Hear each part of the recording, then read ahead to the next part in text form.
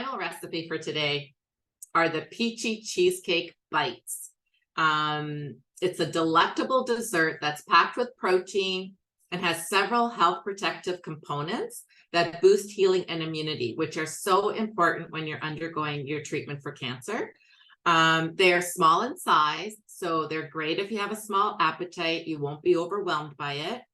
But it's also rich in calories, which also is important during treatment to make sure you keep up your energy so you can make it through treatment. And what I love about it is that they're no bake, so they're really easy to make. So can't wait to get into the kitchen and see what these little guys look like, Jeremy. Thank you, Daniela. Yes, so we're making little cheesecake bites, like Daniela mentioned. This is our first time doing something like this, which I love because, again, Daniela said, you know what, go for it with the calories. We need to bump that up, so no holding back. So we're making these really, really flavorful, really tasty, and like Daniela mentioned, no bake, which makes it super easy. Especially if you're not a big fan of baking and the science involved and it has to be perfect. I don't want to make a mistake. These really easy, really, really easy. Three main steps, and that's how we're going to sort of break it down. And I'm going to sort of talk about ways in which you can sort of substitute and modify if you need to as well. Okay, so we're going to start off with the peaches. First thing, you can obviously use other types of fruits for this. This is just going to be sort of an enhancement for the dish. But again, summer, late summer, peaches in season. We're going to take advantage. They're super tasty. And for this case, in particular for today's class, we're actually going to be removing the skins of the peaches. And one way you can do that is by blanching. So you may have heard of blanching before, especially with tomatoes. Very similar process. You're going to take your peach, you're going to score the bottom with a knife, and then drop it into boiling water. Now, with softer peaches, they won't take long. They may take like 20 seconds. With harder peaches, they may take a little bit longer. You don't want to cook them too long, but essentially once you start to see the skins fraying back a little bit, you can take them out and drop them into some cold ice water just to stop the cooking, and then it'll be really easy to remove the peels at that point. Alternatively, you can use frozen, which we love, and all the work's already done for you. They're already peeled. But we have fresh today, so I'm going to go ahead and start peeling this. Over to you, Daniela.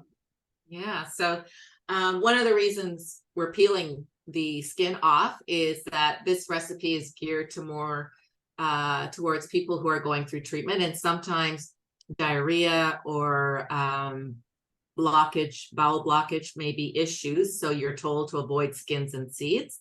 So blanching is an easy and quick way to do that. You're still going to maintain some fiber. You're actually still going to have some soluble fiber in the peach. And soluble fiber, that type of fiber, is good for both constipation and diarrhea. It acts more as a gel, so it would gel up your loose bowel movements. So it's the type of fiber that is acceptable. And then, of course, if you are not going through treatment, if you're not having any GI issues, you can probably keep the skins on too, right, Jeremy? Yeah. Yes, absolutely. Yes, you can definitely keep the skins on if you don't need to remove them. In this case, we're going to remove them and just finish peeling them. Just taking, this was a firmer peach, which is actually okay. If it sticks to the pit, I'm just going to cut it. Beautiful. And all I'm doing to this is roughly chop it into small pieces. You can do slices. You can make it really fancy. I am going to just make it a little bit smaller. Jeremy, I'm not able to see your, yeah, I don't, there, yeah, that's a bit better. Yeah, now I can see your chopping skills. Yes. Your knife skills. He was hiding them on purpose. No. Yeah, so just roughly chopped, just to get some smaller bite-sized pieces. Because these are going to be bites, I want to make sure that they distribute evenly across the top of the cheesecake. And put them in a bowl. I did a bit in advance here. So I would say about 2 peaches. Or if you're using frozen, about 1.5 cups peaches. Now, if you're using frozen, let it maybe soften up a little bit. You can even dunk them in some water just to soften up a little bit and be much easier to chop. And then with those peach pieces, going to add a little bit of lemon zest. Removed from a lemon. Tablespoon of lemon juice on there. Now, with citrus or acid, we treat that the same way we sort of treat salt. I know I mentioned this before, but we add salt to ingredients to enhance the flavor. And acid does the exact same thing. So the acid from the lemon is going to enhance the flavor of these peaches.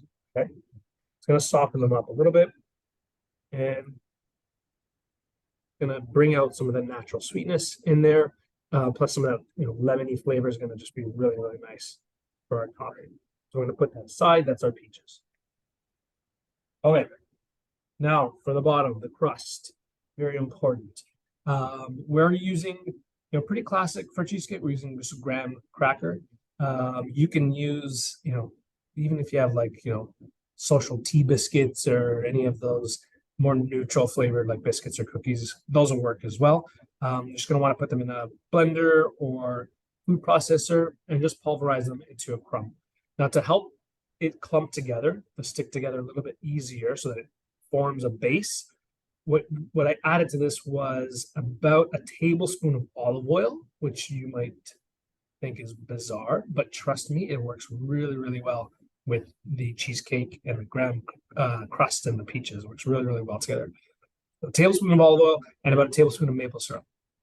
Okay, and that is going to add a little bit of sweetness, obviously, but it's going to help it to clump together to help us make this crust. Okay, now for the dish that we're going to be making it in, it could really be anything with a lid.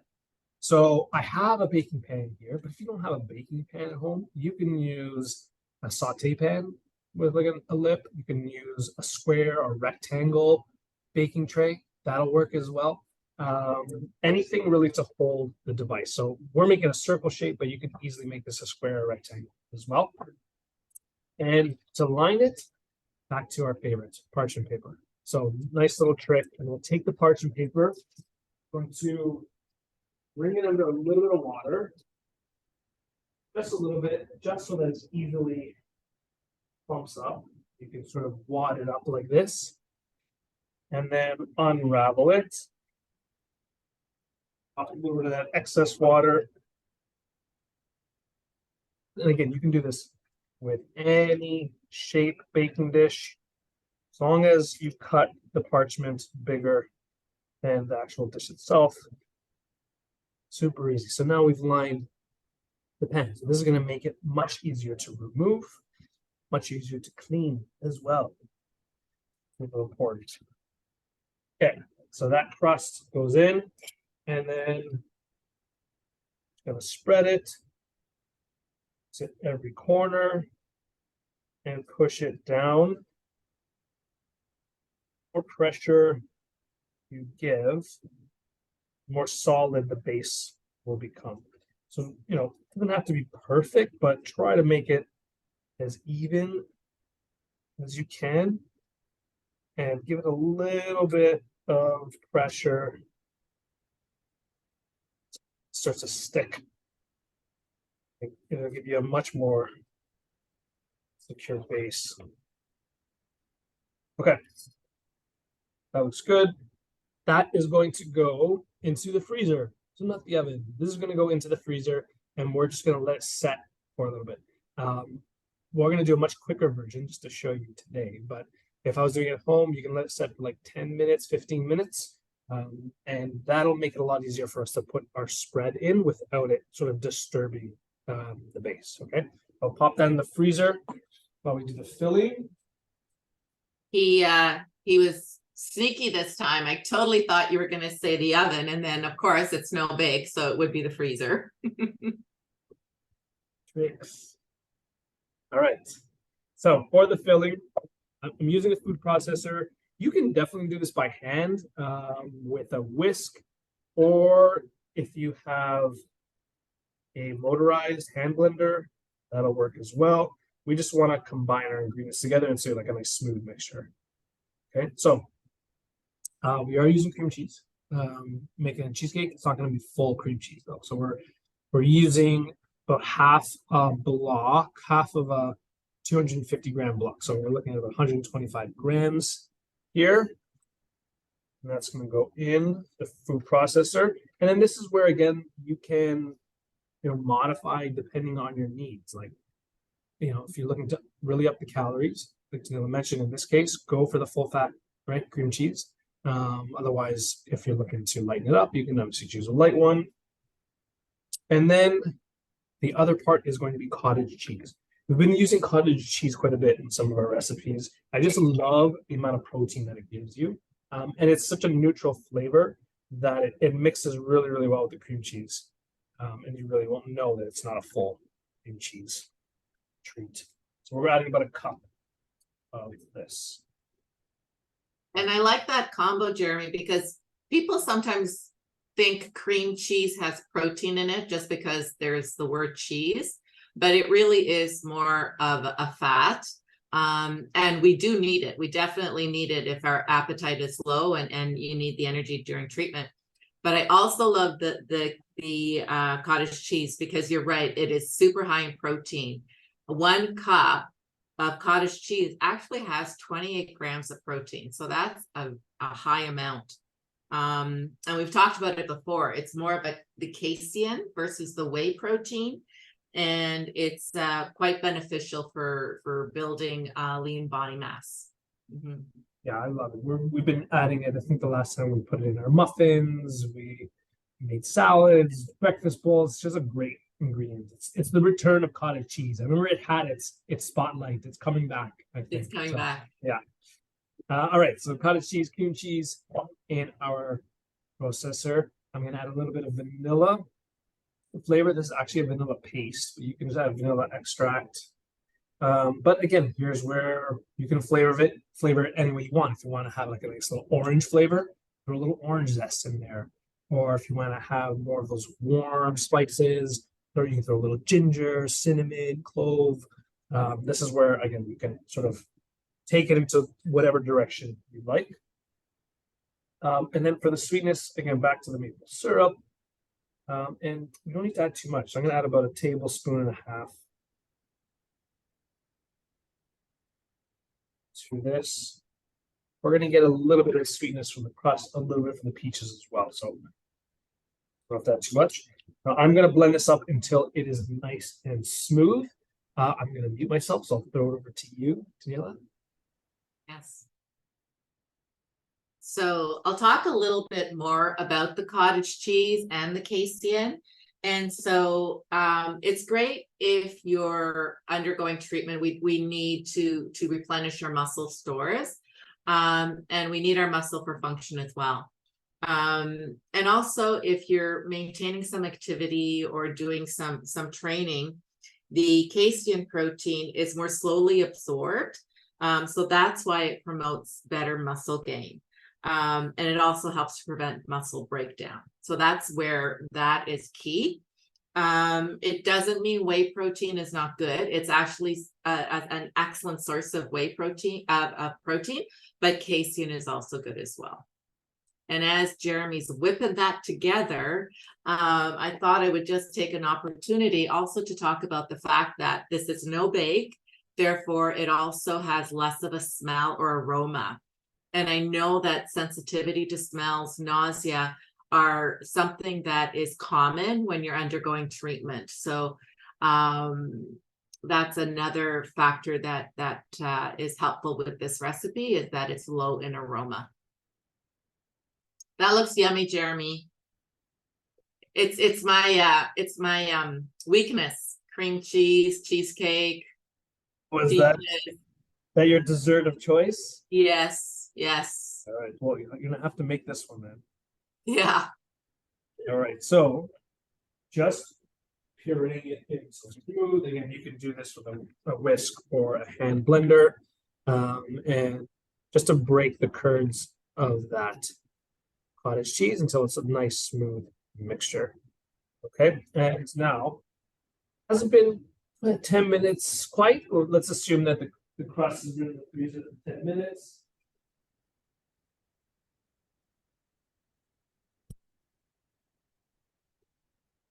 Doing the TV version.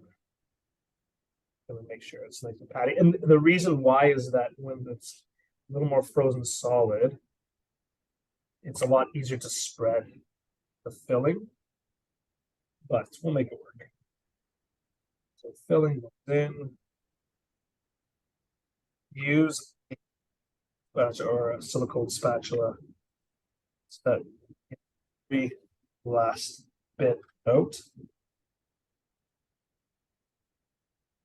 As you're doing that, I've also forgot to mention that when it comes to cancer prevention research, colorectal cancer, the World Cancer Research Foundation found that there is probable evidence. So probable means that it's good enough evidence, it's strong evidence, but it's not at the point of being convincing.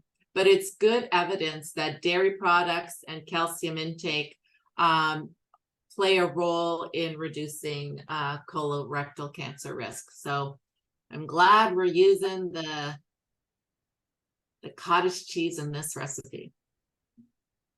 Oh, yes. All right. Getting it all out in there, and then just gently spread it all around. And again, we're making small bites, right? The idea is that want to, especially if you don't have a great appetite, this is nice because it is smaller. And so this is a great way to essentially batch cook a bunch of these. Even though we're not cooking it, batch prep, let's say. And then you can do the work once, and then you set yourself up with bites. Any of it there. Again, don't be too fussy with it. Try to spread it around. You can give it a little gentle tap too, just to settle it. There's our little cream cheese, cottage cheese filling. And then those delicious peaches. Out of season, use frozen blueberries. I guess depending on your needs, again, like Daniela mentioned, use, I guess, fruit that are lower in seeds and skins. Yeah, so if you're undergoing treatment or even after treatment, having some difficulties with your GI system, removing the skins and seeds is key.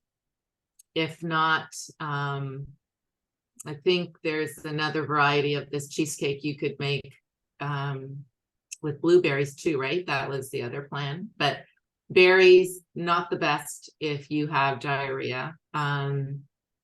Really, really hard to sit there and peel the skins off the blueberries, that's for sure. Yeah, still waiting on my blueberry peeler. All right. There we have our topping on the cheesecake. Okay, pop this back in the freezer. So no baking, but there is a little bit of time for it to sit up. And really just until you can stick it in the middle, just until it's solid enough to cut through without making a complete mess. So there we have our TV magic one. We did in advance. And this pan does have a release, but you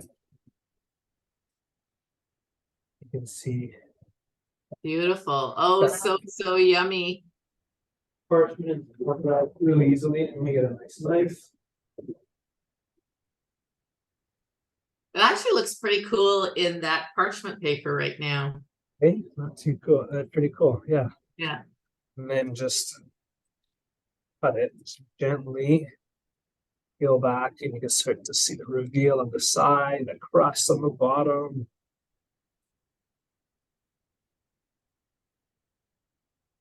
This is cool, a cool little presentation as an entire little cheesecake on it. And it just makes it so much easier. Parchment comes right off. Beautiful. Little peach cheesecake ready to go. Now the bites part, so you can just cut them into strips and then cut that into whatever size you want. But essentially, you're looking at these nice little mini, got that graham crust, that little cottage cheese and cheesecake filling, and the peaches on top. I know it's kind of blinding out a little bit. Mm. There you go. Yeah, that helps. And then from here, cut them into all these little bites. From here, you can put them in the freezer. You can store them in like a little freezer bag. It'll keep in there for a lot longer. You can put them in the fridge as well, but they'll last probably like 3 days in there. So for longer storage, I would definitely put them in the freezer. And they're nice like this. Like they're a little harder, but if you want them a little softer, you just leave them out for like 5 minutes. Wonderful. But that's it. Yes, that is our. Another day. They look awesome. And I don't think I mentioned this earlier. I called it a dessert, but it actually is good at any time of day. So it could be a snack when you're coming home from treatment, before you go to treatment. It could be mid-morning, right? So it isn't something that you have to have as a dessert. So it's wonderful. Yeah. Awesome. All right. So here's our peachy cheesecake bites. Is that what we called it? Awesome. Peachy And cheesecake bites. Yeah. the recipe for today's community connections class. So thank you again, everyone, for joining us. Just a reminder that these recipes will be posted on our website, elixirkitchen.ca, with our videos from today's class and the full recipe, nutrition, facts table, Daniela's nutrition tips. They'll all be on there by tomorrow, so you can check that out. You can always check out our YouTube channel for a lot of our previous classes and videos that we've done, and some of the our community partner presentations that are all on there as well. If you haven't subscribed yet, please subscribe. We would love for you to be a part of our Elixir Kitchen family. And if you click the notification bell, it lets you know when we have an upcoming class. Speaking of which, we are back September 21st. I looked it up. All right, thank you. September 21st, the third Thursday for our next class. Is that the first day of fall? Is September 21st? I guess technically. Holy moly. I Okay. know. Don't say the word fall yet. No. I just did it. Okay. All right. Enjoy the rest of your summer. We will see you in FALL. And again, just a huge thanks to CCRAN for joining us today as our special guest. And for more information, you can check out their website, which is ccran.org, I believe. And we're going to put all the information in the description of the video down below, so you can check that out. And the book again for recipes. The book again, My Foods for Life. You can download it from the website as well, I believe. Yeah. Awesome. Thank you, Daniela. Thank you, Jeremy. Thanks, Enjoy everyone. those bites. Bye.